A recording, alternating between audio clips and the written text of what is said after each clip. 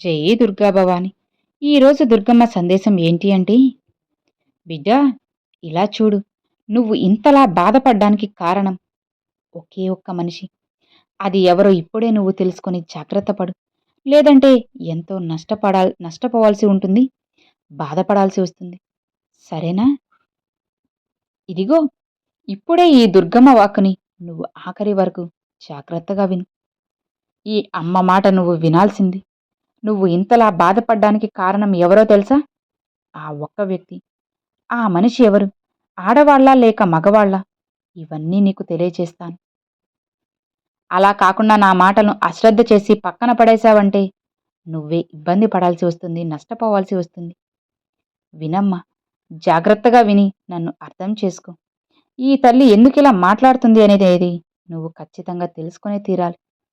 లేకపోతే కుటుంబంలో బాధలు పడాల్సి వస్తుంది.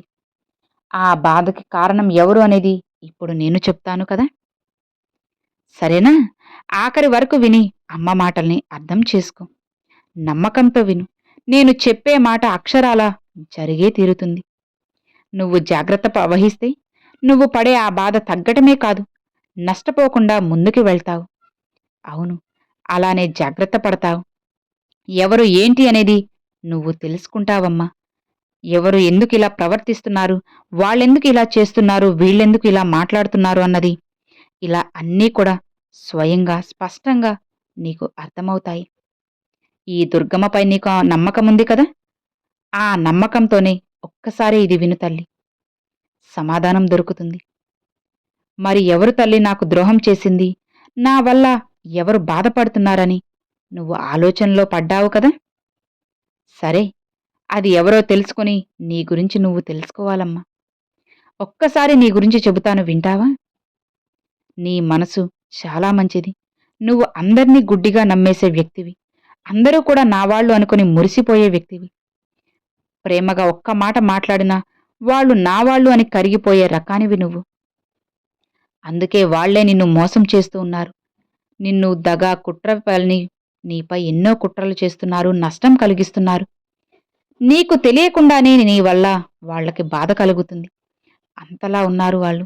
నీకు ఎందుకు ఇలా జరుగుతుందో నీకే తెలియక నువ్వు అయోమయంలో పడిపోయిన్నావు కదా. అందుకే ఈ దుర్గమ్మని హెచ్చరిస్తూ ఉన్నాను. నేనున్నాను కదా నీకు జాగ్రత్తలు చెప్పడానికి. చెప్పు. భయపడుకు తల్లి. ఆ వ్యక్తి ఎవరైనా ఉండొచ్చు. అది నువ్వు ఆలోచనలో పడ్డావు కదా. ఇక నిశ్చింతగా ఉండు. వాళ్ళు ఎవరో కాదు, నీ దగ్గర వాళ్లే, నీతో ఉండేవాళ్లే, నీతో పనిచేసే వాళ్లే, నీ స్నేహితులు కావచ్చు, నీ ఇంట్లో వాళ్ళు కావచ్చు, రక్త సంబంధికులు కావచ్చు, బంధువులు కావచ్చు. అది ఎవరైనా సరే, ఆ వ్యక్తి నీకు చాలా అంటే చాలా, నువ్వంటే ఇష్టం లేకుండా నిన్ను దెబ్బ కొట్టాలని లోపలే పన్నాగాలు పన్నుతూ ఉన్నారు. చిన్న చిన్న విషయాల్లో కూడా నీకు అడ్డుగా ఉంటున్నారు. చిన్న చిన్న విషయాల్లో నీకు అడ్డొచ్చి నిన్ను తక్కువ చేస్తున్నారు. నీకు ఏదైతే మంచి జరుగుతుందో అది జరగకుండా చేయాలని అనుకుంటూ ఉన్నారు. నీకు ఏదైనా లాభం వచ్చేలా ఉంటే అది రాకుండా చేయాలని ఆశిస్తున్నారు.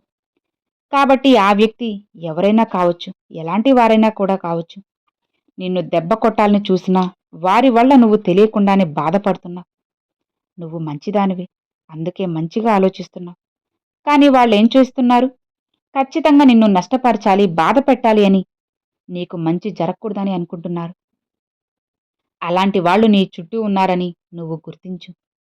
అందరూ కూడా నీలానే మంచివారు ఉంటారు అనుకుంటే నీ భ్రమ. ఎలా ఉంటారో చెప్పు. అందరూ కూడా వాళ్ళ వాళ్ళ స్వార్థానికే ఉంటారు. వాళ్ళ స్వార్థమే చూసుకుంటారు. మరి నీ మంచి ఎవరు ఇక్కడ చూసేది? నువ్వు ఏం ఆశిస్తున్నావు? ఏం ఆశిస్తే అది నీకు భ్రమ మాత్రమే ఉంటుంది. ఆ భ్రమలో నుంచి బయటికి రా. నీ తోటి ఉద్యోగులు కానీ, లేదా నీ ఇంట్లో తోడికోడళ్ళు కానీ, నీ యొక్క స్నేహితులు కానీ, నీ బంధువుల్లో ఎవరైనా సరే, నీతో చాలా అన్యోన్యంగా ఉండేవారే నిన్ను ఇలా దెబ్బ కొడుతున్నారు, పగ తీర్చుకుంటున్నారు. పగ అంటే వాళ్ళ స్వార్థం కోసం నిన్ను దెబ్బ కొట్టాలని చూస్తున్నారు. వారి స్వార్థం కోసం నిన్ను కొంచెం కొంచెంగా బాధ పెట్టాలని చూస్తున్నారు, ఇబ్బంది పెట్టాలని చూస్తున్నారు. నీకు మంచి జరగకూడదు అని వాళ్ళు వేడుకుంటున్నారు. కాబట్టే నువ్వు బాధపడుతూ ఇబ్బంది పడుతున్నావమ్మా. ఇక నువ్వు బాధపడకు. నీకు వ్యాపారంలో వచ్చిన నష్టాలైనా లేదా ఇంట్లో పడే బాధలైనా ఏది విలువ నువ్వు ఎంత పని చేసినా నీకు విలువ రాకుండా ఉండటానికైనా సరే వాళ్ళు ఇలా కోరుకుంటున్నారు. ఏ మంచి కూడా నీకు జరగకూడదు అని, ఆ మంచిని ఆపాలి అని ఏదో ఒక పన్నాగాలు పన్నుతూనే ఉన్నారు తల్లి. ఏ చిన్న ప్రయత్నాలు వాళ్ళ వంతు చేస్తూనే ఉన్నారు. ఆ విషయం నువ్వు తెలుసుకోకుండా గుడ్డిగా నమ్మేసి అందరితో బాగుంటున్నావు. అందరూ బావుండాలని కోరుకుంటున్నావు. కానీ నీకు మాత్రం అందరూ వెన్నుపోటు పొడుస్తున్నారు. ఇకపై నువ్వు జాగ్రత్త పడు. నీ ఉద్యోగ స్థలమా, నీ పని ఏంటి, ఎవరు ఎలా ఉన్నారు, నీకు ఎలాంటి ఆటంకాలు కలగకుండా ఈ 4 పక్కల నువ్వు జాగ్రత్తగా ఉండాలి. సరేనా? వాళ్ళు ఎలాంటి ద్రోహం చేసినా కూడా దాన్ని నువ్వు తట్టుకునే విధంగా, ఎదుర్కొనేలా, బయటపడేలా ఉండాలి. ఆలోచించు.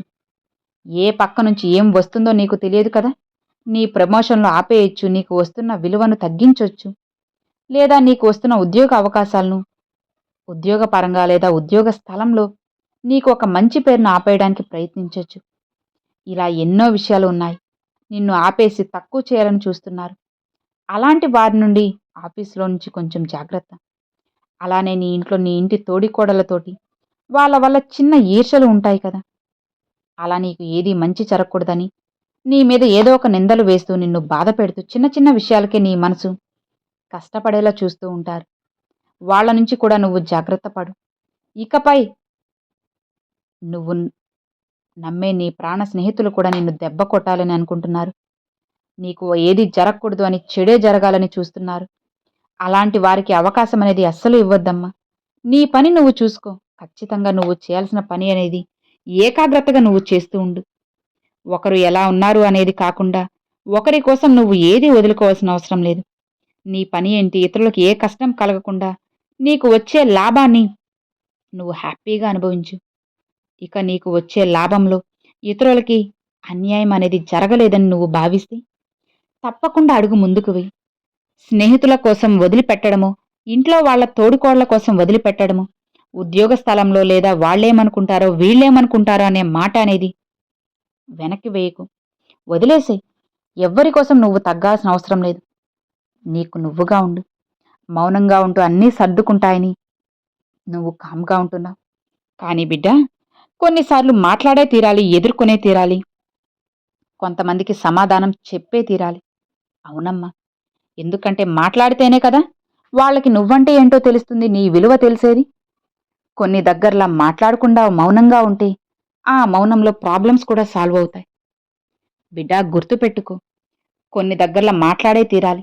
మాట్లాడితే మాత్రమే కొన్ని సమస్యలు పరిష్కరించబడతాయి. కాబట్టి ఎక్కడ మాట్లాడాలి, ఏం మాట్లాడాలి అనేది నువ్వు తెలుసుకోవాలమ్మా. తెలుసుకొని తీరాల్సింది. ఆ పరిపక్వత అనేది నీలో వచ్చినప్పుడే జీవితం లాభాల్లో దూసుకెళ్తుంది. ఆనందంతో ముందుకెళ్తుంది. సంతోషంతో నిండుతుంది. ఈ విషయాలు గుర్తుపెట్టుకో. నీ నలుమూలల 4 పక్కల ఎవరు ఎలాంటి వారు, ఏం చేస్తున్నారు, ఎలా మాట్లాడుతున్నారు అనేది నువ్వు తెలుసుకోవాలి. ఏం మాట్లాడుతున్నావు అనేది నీ మనసుకే తెలియాలమ్మా. ఏం మాట్లాడుతున్నారు అనేది కూడా నువ్వు తెలుసుకొని జాగ్రత్త పడాలి. నీ మంచి మనసుకి ఈ దుర్గమ్మ ఎప్పుడూ కూడా తోడుగా ఉంటాను. నీ మాటలకి నీకు ఎప్పుడూ కూడా నేను అండగా ఉంటాను. నీకు జాగ్రత్తలు చెబుతూనే ఉంటాను. దుర్గమ్మ అని నన్ను పిలిచినప్పుడు నేను ఒక తల్లిగా భావించి నీ పక్కనే ఉంటాను. నీ కష్టాల్ని నాతో పంచుకుంటున్నావు కదా! నువ్వు ప్రతిసారి నన్ను ఆరాధిస్తూనే ఉన్నావు. నీ మంచి మాత్రమే నేను చేస్తాను. దేనికోసమైతే నువ్వు ఎదురు చూస్తున్నావో, దేనికైతే నువ్వు ఆశపడుతున్నావో అన్నిటినీ నీకు తెలియజేస్తాను. ఇక నీ కోరికలను తీరుస్తాను. నువ్వు ఎదురు చూసిన విషయం జరిపిస్తాను. కొద్ది రోజులుగా నువ్వు మనసంతా భారంగా, కష్టంగా ఉంది కదా! జరుగుతుందా లేదా అని ఎదురు చూస్తున్న కోరిక తీరుతుంది. కాబట్టి నిశ్చింతగా, ప్రశాంతంగా ఉండు. నువ్వు నమ్ముకున్న ఈ దుర్గమ్మ నీకు అండగా ఉండి నిన్ను అనుక్షణం నడిపిస్తూనే ఉంటాను. ఎలాంటి దిగులు, భయం నీకు అస్సలు అవసరం లేదు. హాయిగా, ప్రశాంతంగా ఉన్నావంటే జీవితం ఖచ్చితంగా మారుతుంది. మార్చేలా చేసే బాధ్యత నాది. నీ జీవితాన్ని నీకు నచ్చినట్లుగా చేసి నువ్వు సంతోషంగా ఉండేలా జరిపించే బాధ్యత ఒక తల్లిగా నాదే కదా! మరి ఇక నీకెందుకు దిగులు, ఎందుకు భయం, బాధ చెప్పు? ఇవి ఏవీ పెట్టుకోకుండా నిశ్చింతగా, ప్రశాంతంగా వెళ్ళు. మిగతావన్నీ కూడా నేను చూసుకుంటాను. సంతోషంగా ఉండు అని అమ్మవారు ఈరోజు ఈ సందేశాన్ని తీసుకొచ్చారండి. సో విన్నారు కదండి, ఈరోజు దుర్గమ్మ పంపించిన ఈ సందేశం మీ అందరికీ ఎంతో బాగా నచ్చింది, అలానే అర్థమైంది అని అనుకుంటున్నాను. నచ్చితే ఒక చిన్న లైక్ చేయండి, మరికొంతమంది మీ ఫ్రెండ్స్ అండ్ ఫ్యామిలీస్కి షేర్ చేయండి. ఫస్ట్గా మన ఛానల్ చూసేవాళ్ళు సబ్స్క్రైబ్ చేసి సపోర్ట్ చేయండి ఫ్రెండ్స్. Thanks for watching. జై దుర్గా భవాని.